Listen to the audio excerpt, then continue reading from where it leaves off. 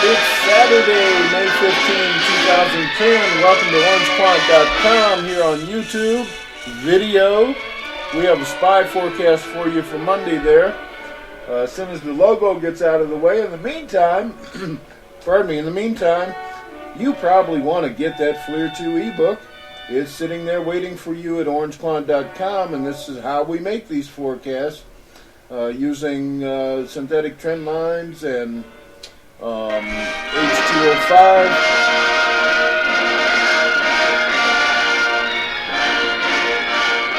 And this time, today, we're going to be running H205 on this to show you something really interesting.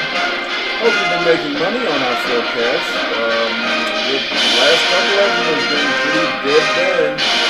So stay with me. And I think the logo is getting out of the way. Okay. And first, before we get into the Monday forecast, here is the result of the forecast we made on Thursday for Friday. That light blue candle at the extreme right was just a way of expressing possible support and resistance. And what actually happened was that this candle, and I'm going to draw it in for you here in light blue, what actually happened was it started right there at the bottom of I don't want to wipe that. Well, anyway, it's okay. It started right there, and what I said in that last forecast was 113 marked a significant area, and you need to watch for that because that would mean that it could slip on down south and follow that green trend line. Okay, it went right down to 113. Actually, I think it was 112.89 or something like that. So, forecast is on track. Now, let's talk a bit about Monday. Oh, before we do that, let's point out this should have marked an inflection. The Friday action, it should have marked an inflection, but the Monday forecast is showing it's going to dip lower than it did on Friday. So that inflection, you can see it's way to the right, and when it's not fully over onto the next day's candle, I attribute it to the candle before it, which was Friday. Anyway, there's a couple of possibilities here, and I'll show you what they are. Well, for one thing, since the candle looked a lot like this right here that I just drew, there's a possibility that that is not a true inflection, and that what can now happen on the next candle would be more of an engulfing situation of that candle, which might look more like something like that, okay? I've seen this happen, and when you work with synthetic trend lines, you learn to understand and interpret what's going on when it seems to be going wrong.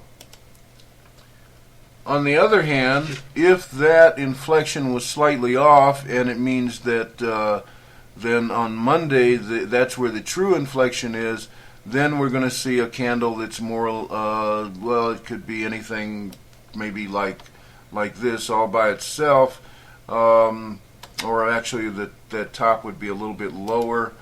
Try that again. Something more like that, okay? Now, to put this in context, let's move on to the Monday forecast. And I have inverted some of Thinkorswim's colors here to give you the flavor of what's going on so you can see it more clearly. That last candle, that red one, that was Friday, and you see it struck a low of 112.87.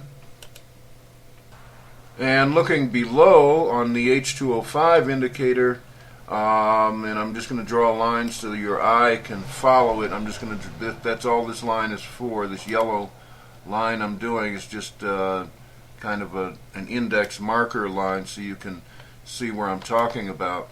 That's the tip end of H205, and it's embedded in the lower trend line of H205. And so that would make it seem, well, it's going to bounce back north.